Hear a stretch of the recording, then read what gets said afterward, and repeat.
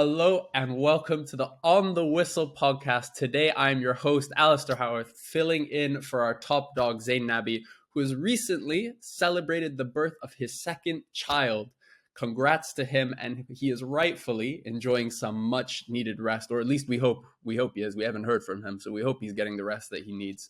Unlikely though. But our other money makers are here today, and they're here to play. Francis Nkwain and Courtney Freese. Gentlemen, how are you both doing? Well, I'll take that with great humility. Doing very well. It's a real pleasure being with you guys. I'm very, very happy to be away from the cold. So made my way into sunny Africa yesterday and feeling very chuffed. Actually, before I even let Courtney speak, I need to tell the listeners and the viewers about this, because before we started this podcast, before Francis joined the call, I was speaking with Courtney and I was saying how happy I am the clocks have changed in the UK. We're seeing more sun, we're getting bright. And Courtney, what did you tell me when I said that?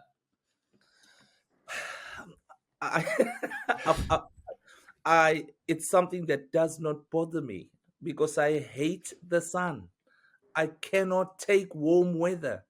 I hate the mosquitoes, the flies, the sleeping with the fan on.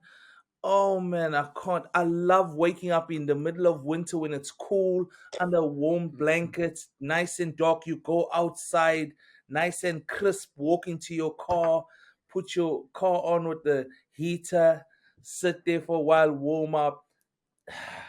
Winter invigorates me, summer destroys me. There you have it. An African brother who hates warmth, hates sunlight, hates everything And good in this world. you can keep it until the cows come home. I don't like it. I mean, we don't have to be surprised by this. He did move from South Africa to England by choice. Yeah, That's very true. That's very true.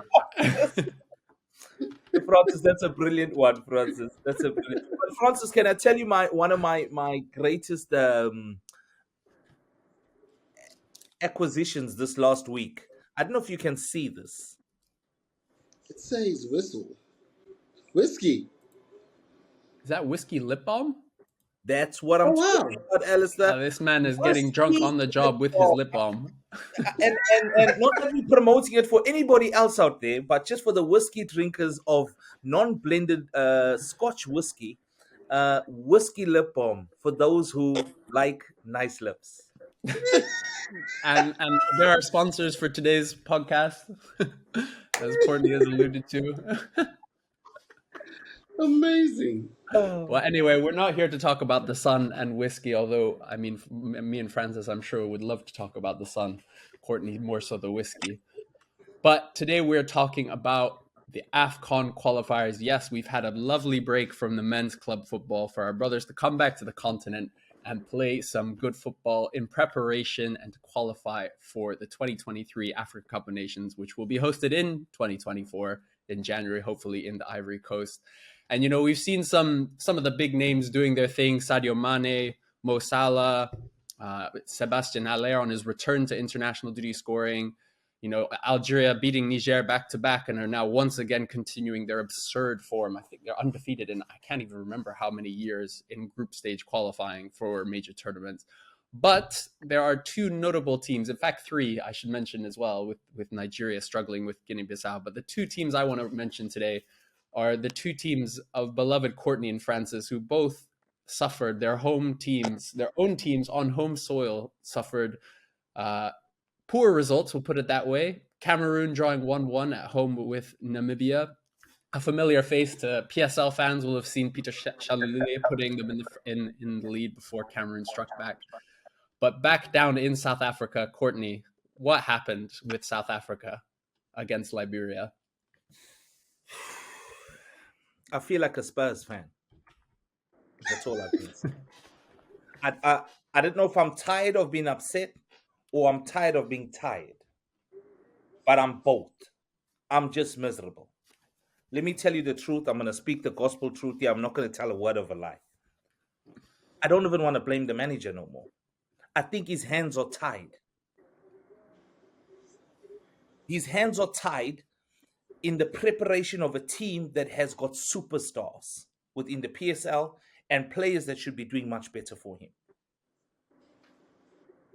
But then, with those advantages, CAF give us an advantage. CAF give us a bonus. CAF give us something they've given nobody else. We playing with 13 men in the team. There's only 3 teams in our group. Three, three. That's one less than four, one more than two. Three.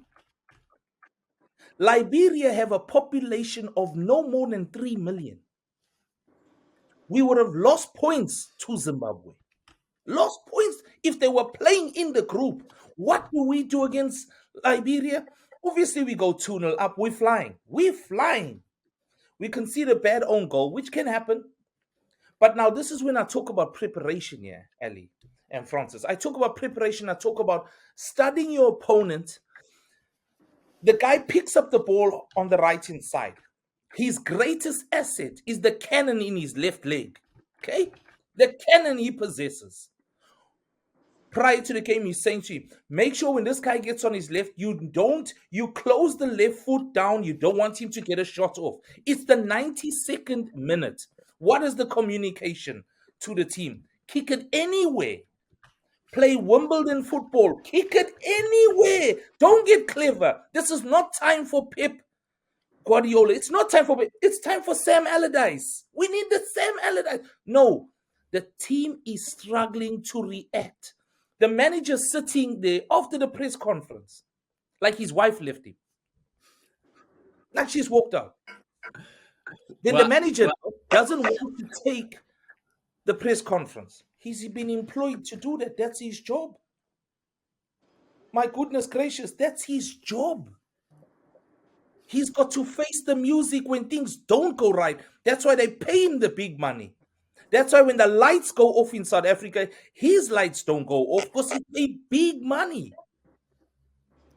It's a disgrace. It's a disgrace, I tell you.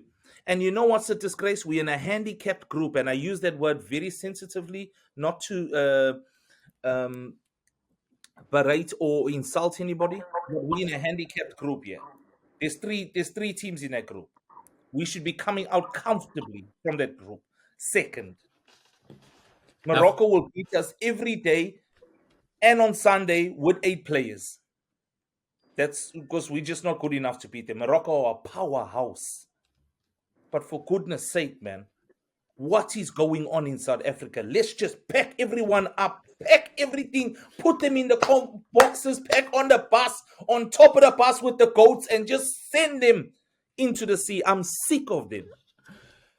now, Wow. for those of you who don't know, the reason that South Africa are in this position is there are two groups in the Africa Cup of Nations qualifying that have been reduced to 3 teams because two very special teams deemed themselves too good for AFCON football. And those teams are Zimbabwe and Kenya. And both Zimbabwe and my own beloved Harambee Stars decided to get themselves banned from FIFA. Kenya have since had that ban rescinded, but both of those teams were removed from their AFCON groups. And so that leaves South Africa joint bottom of their group with Liberia having drawn, both of them with 1 point, both having lost to Morocco. And so South Africa are traveling back to now play the away game against Liberia in need of a win. If they win, that's it. They're almost guaranteed through the group because, as Courtney said, it's unlikely Morocco will lose against Liberia. But they're also now vulnerable to not make it to the AFCON after missing out at the last edition as well. But let's travel over to that other group because the other team that has been the beneficiary of Kenya being knocked out of their group is Francis's very own Cameroon, who are in a group with Namibia and Burundi. But like South Africa, Cameroon are making heavy work of it, to say the least. Francis, how Cameroon were without Eric Maxime Choupo-Moting, without Vincent Abubakar, and it didn't seem to go according to plan. What didn't go right in the 1-1 draw for your boys? I just think it's football. I'm less sensationalist maybe than my brother Courtney. Um, at the start of every football game, it's win, draw, or lose, and that can happen in any game. And there are no gimmies. The truth is, okay, we could say the team should apply itself better or they should do better, but at the same time, if we put it into perspective, um, these players get together a matter of days before the game. They come in from different geographies. They have 3 days, 4 days before that first game. In Cameroon's case, in my opinion, the loss of a person like Ochupo Moting, the loss of Vincent Abubakar, who should be back for the next game, the loss of even Toko Ekambi, that's our front three on any given day. And so you've ended up with like a new front three. In the middle of the park, they were trying out a new player who ended up being the gentleman who scored the equalizing goal. But that was his first game for Cameroon. It was a good show. In defense, you had a young player in Wu who went off after 34 minutes with a bad injury. So, yes, they could and should have done better, but I would like to believe the more days they've had, uh, they traveled out the same night.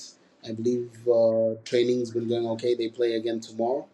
If after the two games, and that's the point I'd like to make to Courtney, if after the 2 day games from a team that maybe you should be getting 6 points, you don't have four, I think at that point in time, you can maybe be really, really disappointed. But at this point in time, I think it's halfway, especially in a 3 game or 3 team group. So one win in South Africa. We're actually playing in South Africa because the Namibian pitch or stadium is not up to CAF standards, whatever these standards are. But so we're playing in South Africa. So Namibia in this case don't have home advantage, let's say.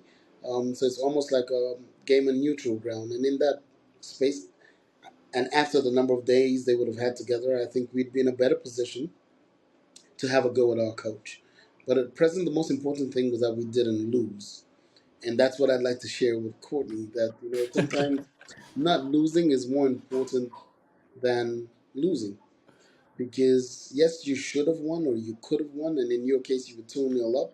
And you may feel hard done by, especially with the timing of the equalizer. But in Cameroon's case, we actually came back from a really, really bad place. And our game was really poor. But I want to believe that game was poor more down to a fresh set of players playing together in a lineup that was the first time it was being put together. So you can't say this was the Cameroon team that we saw play the last game against Brazil at the World Cup. This is a completely different team. Not completely, but new personnel, especially up front. And those little understandings that come with the time you've spent together, you must give them the time to find those little understandings. So I'll give them the benefit of the doubt till tomorrow when I will borrow some phrases, words, and passion from Courtney if we get back together to analyze a defeat. But if it's a victory, I'll be waxing lyrical about how fantastic Rigobert's song is. Well, I think Alistair, that's a very measured approach from Francis. And if my team was in the position, excuse me, my country was in the position where Francis is, because you must remember, Francis has put it very well there. He's laid it out. The blueprint is clear. You can see it. Cameroon, simple summary, did not have their big hitters with them in order to get into that fixture. They also had a new front line getting together. Boom. There you go. Let's not tell a word of a lie. That's not what we had. We had everyone back. We had the big hitters, everybody there to do a job for us, and we couldn't do a job. Besides missing these multiple point blank chances, we then go and squander a goal and give a goal away in the 92nd minute. And you got to give the guy credit for the shot he took. Sangara's strike in the 92nd minute was absolutely unbelievable. Ronwin Williams, who's been a guest on our show, is a quality goalkeeper. But the guy gets wide and hammers it with his left foot, and it bends, man, like a banana, and then comes back on itself into the far post. A lovely strike, a lovely strike. Any a strike to win a game. Unfortunately, it was to get a point. And for those of you who haven't, I would look up the highlights of that game because that Mohamed Sangari strike was spectacular. I mean, as frustrating as it was for the likes of Courtney, for us neutrals to see a goal struck like that was a thing of joy. Well, I mean, we'll move on to a country that has done slightly better in recent times. We made reference to, this was the first time that Cameroon played since their mighty victory against Brazil, the first African team to beat, the biggest and most famous football team on the planet. And we've only gone and followed it up with another African team teaching the Brazilians a lesson in how to play football, with Morocco beating Brazil 2-1. The Brazilians went to Tangiers to visit Morocco without a head coach after Chiche decided to leave his post following the World Cup, and Morocco played another excellent game. Goals from Abdelhamid Samiri as well as Sofiane Boufal were enough to give them the win, despite Casemiro also getting a goal for Brazil. A spectacular result for, a team that looks in superb shape. And, I've got to ask guys that, it's very early, on to be making predictions about the AFCON, but, surely we've, based off of what we've seen in our previous podcast, we were talking about the success of Senegal at Chan and U20 AFCON. Is there a sense that maybe we're starting to see, an era or an age, even just temporarily, where these are the two big hitters? Before Morocco, was Algeria and Senegal were the big hitters for a few years. Does it feel like it's shifting in that direction? Francis, I'll come to you. Do you feel like Morocco are actually, they have the capacity to step up and, maybe go one better and actually compete with Senegal and take it to them this AFCON? I've always believed in the projects that nations like Morocco have been able to put together, and I think it's just a culmination of hard work, the building of systems. I'm a firm believer in systems.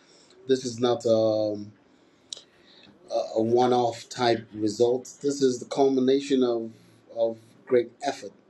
But before I even go into the analysis of what they could do in the AFCON, I want to commend the Moroccans, first of all, of being able to bring a team like Brazil to the continent to play a game on the continent so our citizens can watch beautiful players like Casemiro do what they do on our pitches, on home turf.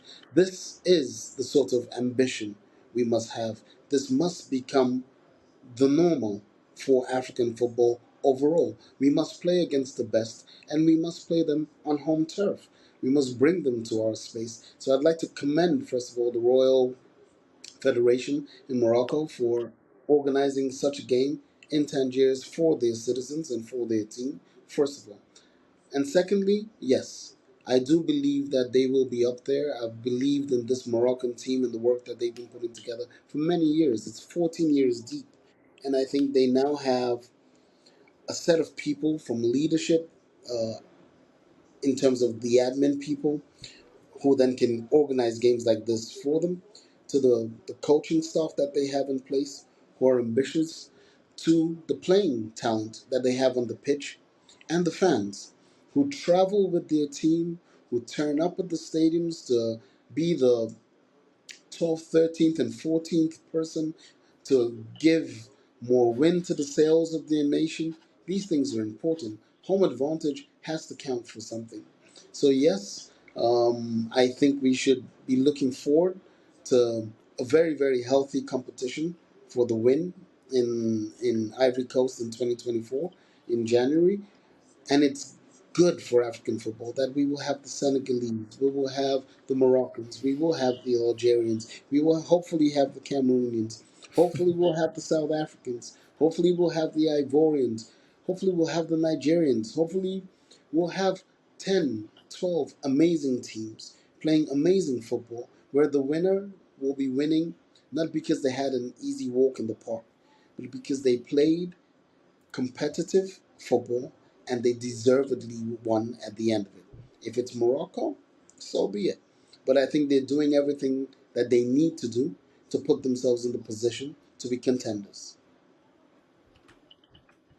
Absolutely. And I love the way you're talking about how important this friendly is, because I think it's a great example of using your success to breed more success. Because, the fact, Exactly. because the reality is, I'd be very doubtful that they could have pulled Brazil for a game if they hadn't have gone to the semifinal of the World Cup. But you see, as soon as they Exactly. get to the semifinal, right, we can, we've got the Club World Cup, we've got, we've already got Right. Vinicius Jr. and Rodrigo and these guys coming for Real Madrid. Let's get the Brazilians in as well. Right. And you have to have the sort of management at that executive level who have that understanding, who have the Rolodex as well, who can reach out to the other federation and say, what do we need to do? What do we need to put in place? And if there are costs involved, which they are, the Brazilian team are known for also not being an inexpensive team to invite onto your turf. So you also have to have the backing in place that allows you to be able to cut the check if you need to cut a check for them to join you, or to be able to say there'll be a revenue split on the TV rights or on the gate receipts, whatever it is. But you must have something that you're offering because they don't come for nothing because it costs a lot for any of these teams to move. So it's good to have this matching of desire across all the stratosphere, but it's important that on the pitch you're able to deliver. And making hay while the sun shines speaks exactly to the point you were making. Because they had this good World Cup, you have to then line up your next moves. And these next moves, like them beating Brazil, allows them Brazil. to be in a position to say, you know what, next time we want to invite France or we want to invite Argentina and have Messi come play on the African soil. It's not impossible, and they're showing that this is possible and it's real, and other nations must be looking to copy this. Francis, you're talking about someone would think that the steps you're talking about are, if I must be very honest, they are common sense, simple steps. Your correct planning has put Morocco in place with a powerful team that made a loud noise during the World Cup and is now able to attract bigger teams to come and play on their continent. Let's not forgetting the planning of facilities Alistair spoke about a few months back that is happening in Morocco. So the planning procedure is there. And then with this large hook, you catch large fish. They want to Yes, come and enjoy your facilities and also experience your country, and then also promote the game, not only in their spaces, but in our spaces as well. yes. Brilliant point. But the most important word there is planning. That is what my country is not having, a lack of planning. So I was speaking to a head coach this weekend after this fixture, because I'm not the only South African out there crying in his soup. He was saying, we don't want to go to the African Nations Cup, Courtney. Why do you want South Africa to go? Because what's going to happen, they're going to go with this poor planning and go expose ourselves even more on the top table. We don't, because the top table is where top tier things happen. We are not there yet. But how can we not be there with everything we have? How? It fails to believe with all the facilities, with the finance that runs through it, the planning can be so poor. That's why I commend how you critically diagnosed the importance of planning to the Morocco brand and how things, because Alistair, you also spoke about how promising the female brand is also being pushed in Morocco in regards to the facilities. It's just wonderful to see that just proper common sense thought has put this team in that position. Other people are failing, man. Failing with everything. But if I may interject, I think maybe if you didn't like the winter so much, you could have contributed by being home and lending your fantastic planning abilities to Francis, the South African Francis, Federation I would do the job for less money with less backroom staff. and less sun. I think we'd be better. We would be better. I'm I'm telling you. I'm all ears. Courtney Freese, Safa president. I could do it, and absolutely, I wouldn't need half of the people at the backroom staff. Firstly, I wouldn't have a media officer putting out the assistant coach to talk to the manager when the manager's in the back room. What's he doing there? The manager needs to go out and face the music. Where have you heard of a thing like this? The manager sends the assistant coach out uh, after a humiliating result. No, the assistant coach, you go talk. I'll hide behind covers. No, even though he is struggling, and I don't blame Hugo Bros. I don't blame him because I can see he's got shackles on him. He is tightened with the poor planning. I'll even call it backward planning. But free, That brother, free. Maybe those same shackles were the ones that said he shouldn't go out because maybe he might have said some things that they didn't really want to come out. well, you know, there's been other managers that have told the truth. It doesn't hurt. There's Conte told the truth. Well, he lost his job for Well, it. he's out of his job. Oh, it doesn't matter. But he told the truth. The Spurs players don't want to play. They too happy. They too happy.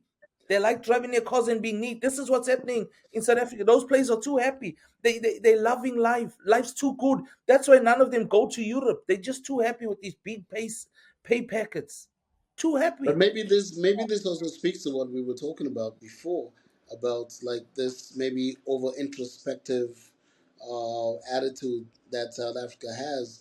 Because like when we talk about the planning, it's the ability to understand how you connect to others outside of your space. And I think there's maybe just too much going on internally where people actually believe what's happening with the league and what's happening locally is good enough, you know? And so they're not connecting to the bigger ambition that goes beyond your shores. It's just a thought. Because planning is not, or the absence of planning is not the reserve of just the South African team. Even in our country, we have some people who, and I'm one of those people who like criticizes the fact that we built new infrastructure, for example, and we haven't made use of it. And we have this game, and we can't and don't play at the stadium that was just built in the city for great sums of money. Doesn't get used with its fantastic pitch, and we end up on a don't even get me started on that part. But but the planning part is a conversation that I think many African countries need to have. Foresight and having the right people in place who can do the non-football things. Because I think that's where we come up short.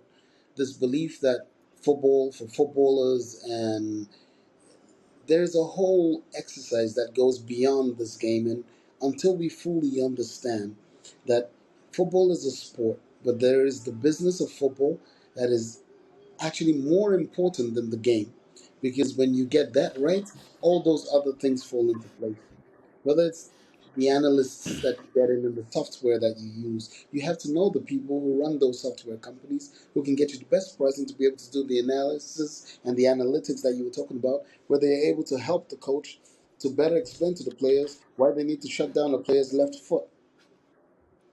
There's so many things that are coming into this. The analysis irritates me so much. Like if you look at South Africa's second goal by Lyle Foster, um, it was from a corner. I wish there's a manager sitting out there somewhere listening to me. I really hope. Not a manager, an owner. So he must go to his manager and say to him, "Why aren't you listening to that guy? Hey, listen to what he's saying. He's saying common sense. Since when do people not put people from corners on a post? Since when has that stopped happening? When? Why can people not be marking posts from corners? Because if you look at so many goals, and you can watch goals this weekend when the Premier League comes back, watch goals. People score from corners, there's no one there. Imagine if there was a man standing on the post. You stop goals. Stop goals. You just need to be all of a sudden now, these managers are nuclear scientists now. Whoa, whoa, whoa. No, no, no, no, no. You can't put a man on the post. It's just it's poor, man. It's poor. Man, I could do this job, man. They could pay me with a cell phone. I could do this job. One day, Courtney, we'll be getting you into the top jobs, and we'll make the progress we need. But we speaking of planning, one team, and we're speaking about how different countries on the continent have planned well or not planned well, but one country has taken a unique, I guess, take on that forward planning, and that's of course the Nigeria Super Eagles, who had suffered a shock 1-0 loss at home to Guinea-Bissau earlier over the weekend, and they did rectify it today with a 1-0 win away from home, which should see them through effectively to qualification. But I didn't want to talk about the games themselves, but what I wanted to talk about was the commitment from the Nigerian Football Federation, that they've said that the coach Jose Peseiro can only call up 20 players from abroad, and any players over that, so in the case of this camp, 23 additional players have to be selected from within players who are based in Nigeria. And they said, in part, this is a financial decision. One of the board members said, we cannot afford to invite so many players from Europe anymore because we need to be very judicious in our use of the limited funds that we have. And then he also said the second part of it is that they want to promote the Nigerian local league. So they're saying the president wants to make sure that the local league players are recognized in the Super Eagles. And this will be one way to help strengthen the league and make it more attractive. Now, ironically, one of the players called up, who is the under-20 captain, Daniel Bamai, doesn't actually play in the Nigerian league system. He plays for an academy, Yam Yam FC. So he's actually not promoting the Nigerian local leagues anyway. But I wanted to get your guys' take on this. Is this a situation where we're making a very judicious decision as an FA to promote local football, promote youngsters, or as many have said, that this is, a rather silly ploy that's come off the back of the misuse of funds? And the reality is why would you promote a league in this way when the league actually isn't strong enough to be promoted? I mean, we look at Nigerians' performance in continental football. We only have one team, Rivers United, who are in the Confederations Cup. Not a single Nigerian team is even in the CAF Champions League. And some of the larger teams, Enyimba, teams like that, who've won the CAF Champions League, it's been 20 years since their last title and a long time since they made a splash on the continent. But I know, Courtney, you are quite intrigued by the idea. What are your thoughts? I think it's brilliant. I think in the weakness of where the Nigerian FA find themselves, I think they've come up with an explosive solution which will bear fruits in another way. Yes, I agree with you. There is no real league that is being promoted at the moment, but that may not be the aim. We are promoting players in and putting players into the shop window. And imagine you are a local player within this area. There's an opportunity to get in this league. And if you get in this league, move on, accelerate your curve. I was watching a documentary, and I think I said this to you guys the other day, the Indomitable Lions and their journey through the 1990 World Cup. The guys came from nowhere. Nowhere. Absolutely red sand, to go and play in Milan at a World Cup. So you think to yourself, this is providing an opportunity for someone's career to be lit here. Boom, take off, let's go. Is it from great planning? It may be from a calamitous situation, but many good things have come from calamitous situations. I agree with Brother Courtney here. I think the principle is commendable. Um, I think the numbers are small, in my opinion, especially when you do the argument about it being a cost saving exercise. Those three tickets are not the things that will come and change. If you have an away game and you're flying to, let's hypothetically say, South Africa, whether those players came in from London or they came in from Milan to Lagos first and then you moved from there, you'd still be doing the same outlay with the local player to get to South Africa and back. So the argument about the finance part, I don't really buy into fully, but I like the principle. And I like the principle of being able to demonstrate a pathway to local talent to be able to come in and compete, learn, garner experience from being with the national team. I think it can only be a positive. And I think the more nations that do this, the better. I also think the numbers must be higher. I'm one of those kind of people who actually thinks if you're calling up 23 players, there is no problem with it being 7 to 8 players locally that you add to this. It also sets the bar higher in terms of the types and the quality of players that we bring in from abroad. Because sometimes you're bringing in a player from the third division in Bulgaria just because they're playing in Europe doesn't mean they're necessarily better than the player who's playing for Rivers. Yes, Rivers may not be playing the most competitive football, but they understand what it means to represent their nation. This is a national team.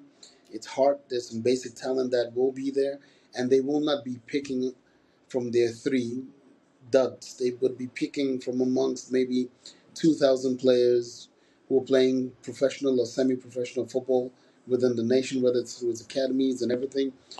Like the young man you were referring to, getting a 19-year-old kid who's maybe at an academy or just starting off their journey, the opportunity to rub shoulders with an Osimhen is not a bad thing. To learn something, to get some words in the ear and get a coach to look at him and maybe show him what good training is.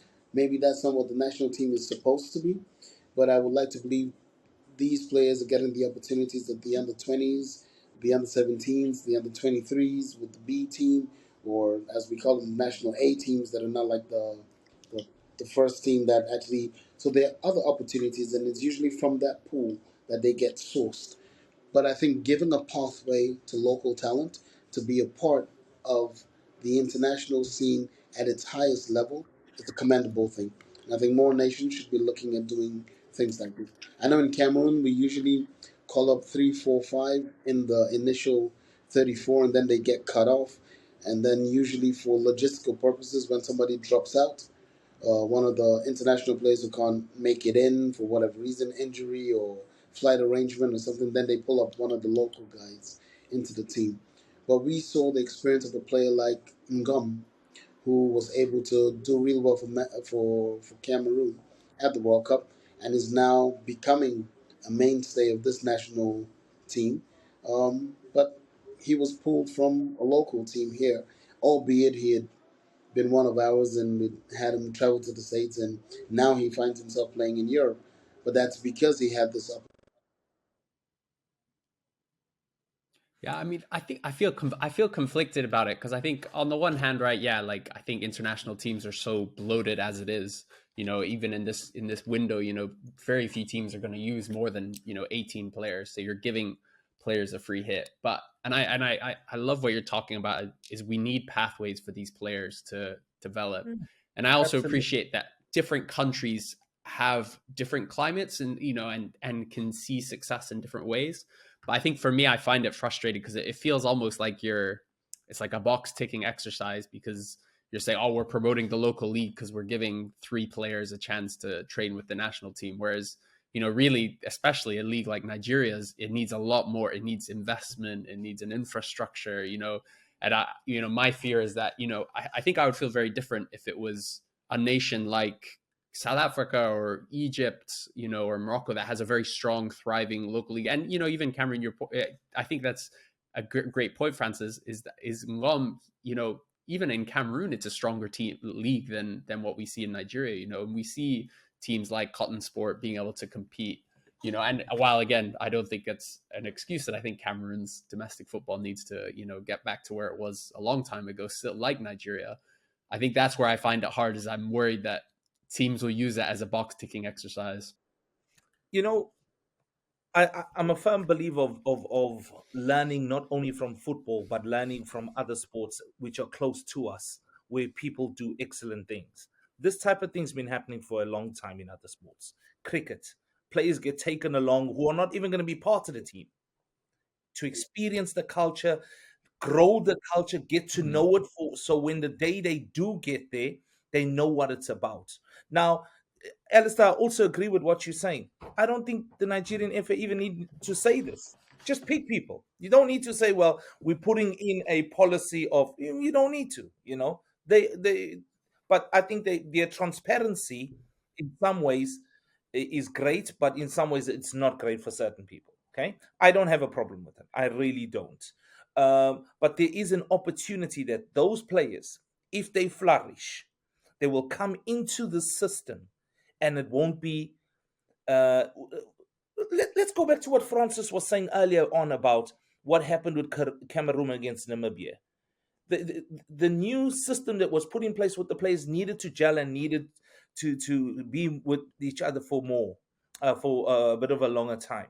But these players, if given the opportunity, they're around the players. They are smelling the grass. They are smelling and taking in all the tactics. They are part of the system, and I think it can only benefit Nigeria. I think Nigeria have taken a very brave step. The the hypocrisy in what they're doing is talking about the finance. Mm.